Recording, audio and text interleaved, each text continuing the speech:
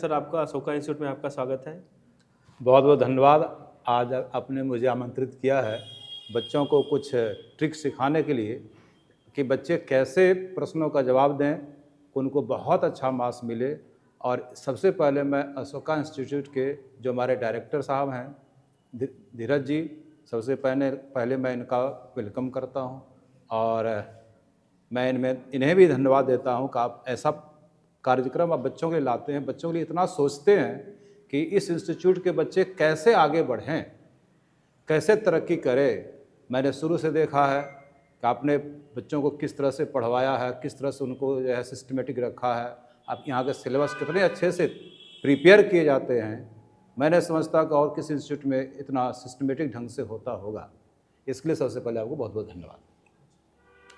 Sir, बच्चों के अंदर एक चीज़ देखा गया है कि बच्चे एग्ज़ाम में तो लिख के आते हैं। कैसे बच्चे ऐसे होंगे कि सर हमारा कॉपी जैसे हम लिख के आ रहे हैं तो कितना नंबर हमें आएगा। जैसे कि हम लोग को पता चला है कि आप भी सर कॉपी जांचते हैं। बिल्कुल। बोर्ड एग्जाम के टाइम में 10th की कॉपी, 12th की कॉपी आपको भी मिलती थी जांचने के लिए। बिल्कुल तो बिल्कुल। किन बच्चों को सर आप लोग मैक्सिमम मार्क्स देते थे? ये बात आप लोग भी समझो, चूँकि 2001 ईस्वी से हमने बिहार बोर्ड की परीक्षाओं की कॉपी जांच की हैं और 2012 से मैं हेड एग्जामिनर रहा हूं। तो मुझे काफ़ी अनुभव है कि किस प्रकार के बच्चे अच्छे मार्क्स लाते हैं। माना कि आप अच्छे स्टूडेंट हो, जानकारी आपकी अच्छी है, लेकिन सबसे पहले मैं आपको एक टिप्स देना चाहता हूं जो हम लोगों ने कॉपी में देखा है। हजारों कॉपी हम लोगों ने देखी हैं और उसमें जो हम लोगों ने अनुभव किया है वही आपके बीच में शेयर करना चाहता हूँ। सबसे पहले आप लोगों को मैं बताना चाहूँगा कि आप जब क्वेश्चन पेपर को आप खोलोगे तो उसमें डायरेक्शन दिया रहता है, डायरेक्शन, कि आप सबसे पहले उसके डायरेक्शन को पढ़ेंगे। कई ग्रुप्स होते हैं और एक ग्रुप में भी कई सवाल होते हैं, तो वहाँ दिया रहता है कि किस ग्रुप से कितने प्रश्नों के उत्तर देने हैं। ठीक है। अब बच्चे करते क्या है कि उसमें ग्रुप अलग अलग है और एक ग्रुप में भी सब ग्रुप है।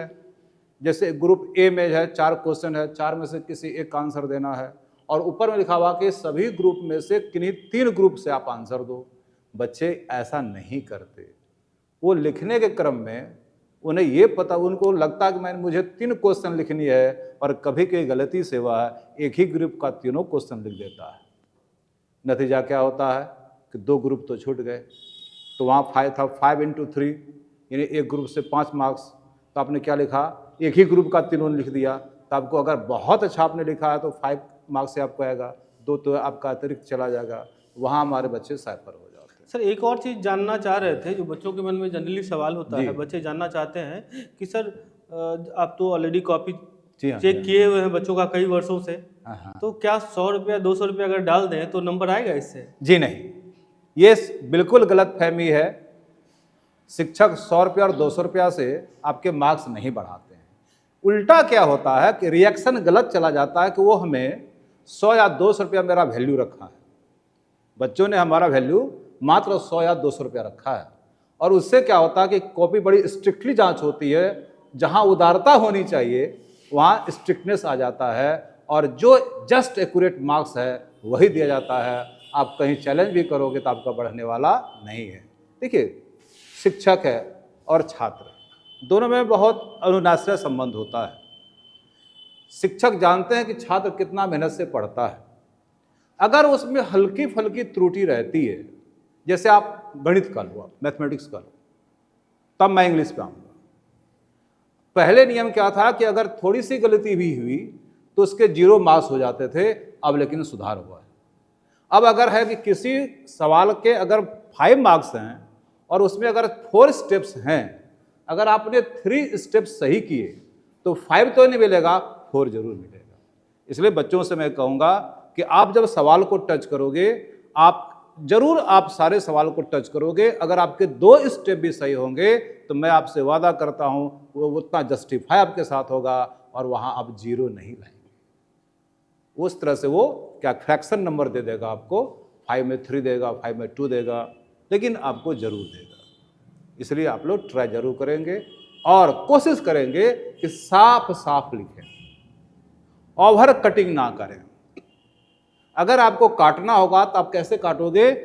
एक लाइन में सिर्फ सीधे लकीरें से मारोगे, ऐसे ऐसे नहीं काटोगे, ऐसे ऐसे नहीं काटना, ऐसे काटना, ऐसे काटना, और आपको दूसरी बार आपको लिख देना है। ये तरीका है, ठीक है सर। और कोई आपके मन में कोई सवाल है तो आप पूछें। और सर बच्चे लोग ये भी जानना चाहते हैं आपसे कि जब हम लोग पेन का इस्तेमाल कर रहे होते हैं, बहुत सारे बच्चों का इच्छा होता है सर हम पेंसिल से लिखें, बहुत सारा बच्चा कहता है कि ब्लैक स्केच आता है हम उससे लिखें, पॉइंट उससे दें, फिर ब्लू पेन से लिखें, मतलब 2-3 पेन को यूज़ करके लिखें हम लोग, तो क्या मतलब इससे नंबर बढ़ता है या कम होता है? इससे नंबर कम होता है। आपको सिर्फ एक कलम का आपको यूज करना है। बाय द वे उस कलम की इंक खत्म हो गई, ठीक है, तो आप वहाँ जो इन्विजिलेटर होंगे, वहाँ जब जिसको आप वीक्षक कहते हो, उनसे आप बात करोगे सर जी मुझे इंक चेंज करनी है, तो वो वहाँ आपको एक रिमार्क दे देगा और वहाँ दे देगा कि अनुमति है। इससे क्या होगा कि ये पता चलेगा कि किसी दूसरे लड़के ने उस कॉपी का इस्तेमाल नहीं किया है, उसी बच्चे के द्वारा फिर दोबारा इस्तेमाल किया गया। अगर आप सोचते हो कि नहीं मैं उसको जो हाइलाइटर आता है कि हाइलाइटर से हाँ, सब हाईलाइट, लोग बता रहे हैं, अभी बड़े बड़े चैनल्स भी बता रहे हैं कि हाइलाइटर करना है। नहीं, बिल्कुल नहीं करनी है, कहीं ऐसा डायरेक्शन नहीं है। आपको हाइलाइटर से या कॉपी को सजा देने से मार्क्स नहीं मिलते। मार्क्स मिलते हैं आपने अगर कितना सही आंसर लिखा है उससे मार्क्स मिलता है। इतना जान लीजिए आप लोग, सजाने से मार्क्स नहीं मिलते। क्लियर?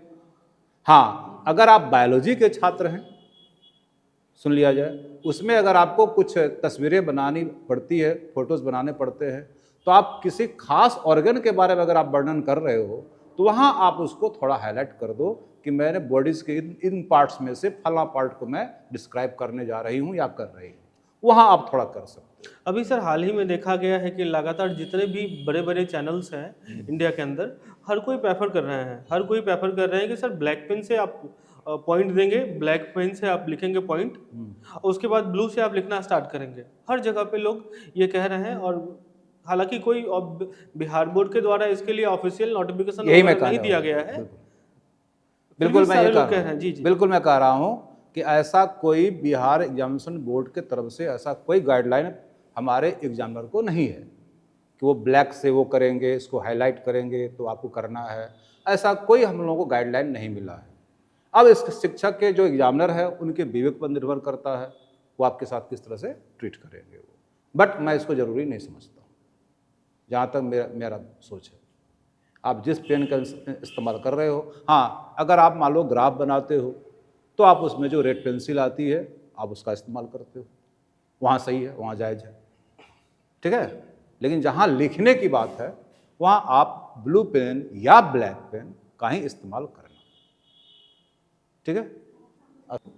कुछ बच्चों में सर ये भी देखा गया है, बच्चों के मन में होता है कि सर कोई आंसर हमसे पूछा गया, ठीक है, शॉर्ट आंसर या लॉन्ग आंसर, तो हम लोग कॉपी भर के आएंगे, बहुत ज़्यादा चाहेंगे ना कि 2 पेज 3 पेज 4 पेज में लिख देंगे, नंबर टीचर खुश हो जाएंगे और नंबर ज़्यादा देंगे। ऐसा कुछ होता है क्या?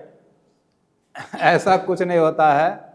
आपको जानना चाहिए कि बिहार एग्जामिनेशन बोर्ड ने स्ट्रिक्टली गाइडलाइन दिया है कि जो टीचर गलत मार्क्स देंगे वो नपेंगे, क्योंकि आरटी आया गया, राइट टू इंफॉर्मेशन, ठीक है। आप मान लीजिए कि आपने बहुत अच्छा लिखा, आपको कम मार्क्स आया, ये लड़की क्या करी है कि कॉपी भर के आई है लेकिन हरे रामा हरे कृष्णा या कुछ भी लिख के भर दी है, मान लो, और क्या सोच के आई है कि मैंने तो कॉपी भर दी मुझे ढेर सारे मार्क्स मिलेंगे। ऐसा कुछ नहीं होता है। आपके जो मार्क्स होते हैं वो एक्चुअल मार्क्स होते हैं, क्योंकि सर जो हमारे एग्जामिनर होते हैं उनका भी दायित्व है, क्योंकि उनके ऊपर एक हेड एग्जामिनर बैठा रहता है। मैंने कई वर्षों तक हेड एग्जामिनर का काम किया है, तो मेरा काम सिर्फ बैठे रहना नहीं है, मुझे कॉपी की निगरानी भी करनी है कि कौन एग्जामिनर ठीक से जांच करते हैं कौन नहीं करते हैं। इसीलिए मेरा दायित्व होता है कि मुझे हेड एग्जामिनर बनाया जाता है। तो आप लोग गलत फहमी में ना रहें कि हम कॉपी भर देंगे और उलूल जुलूल लिख देंगे तो मुझे बहुत मार्क्स आ जाएंगे। ये बिल्कुल गलत फहमी है, क्योंकि जो बच्चे लिखे हैं और अगर उनको कम मार्क्स आता है तो क्या करेगा? वो क्या करेगा, फाइट करेगा। और आजकल जान लीजिए, धीरज सर आप भी अच्छी तरह जानते हैं कि अब आपको ऐसी सुविधा दी गई है कि अब आपको आराम से आप पेज टू पेज देख सकते हैं कि मुझे कितने नंबर आने चाहिए थे और कम क्यों हुआ।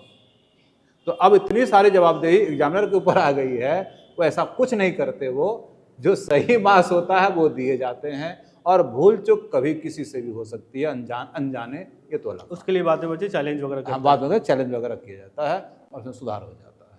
इसलिए हमारे बच्चे गलतफहमी ना रहें कि हम पेज भर देंगे और मार्क्स आ जाएगा, ऐसी कोई बात नहीं। और दूसरा सर, जैसे बच्चे फिजिक्स का कॉपी लिख रहे होते हैं जब, तो उसमें फिगर वगैरह का क्या योगदान होता है? जैसे आप ही कॉपी चेक कर रहे हैं, फिजिक्स में कोई बच्चा फिगर बनाया है, जी कोई हाँ, बच्चा फिगर नहीं बनाया है लेकिन आंसर सटीक दे रहा है, तो फिगर जिन बच्चों का देखा जाता है, क्या उनके मार्किंग में अंतर होती है? बिल्कुल। क्योंकि अगर आपने फिगर नहीं बनाया तो आपने डिस्क्राइब कैसे किया? अगर आप मान लीजिए कि किसी का रीडिंग दे रहे हो, आप मान लो किसी लेंस का, आप मान लो कि आप उसका पावर निकाल रहे हो जो डायोप्टर में निकलता है, तो आपने जो एक्सपेरिमेंट किया, अगर आपने एक्सपेरिमेंट का समरी वहाँ नहीं दिया तो फिर आपने लिखा कैसे, आंसर कैसे दिया? इसलिए वो तो देना पड़ेगा आपको।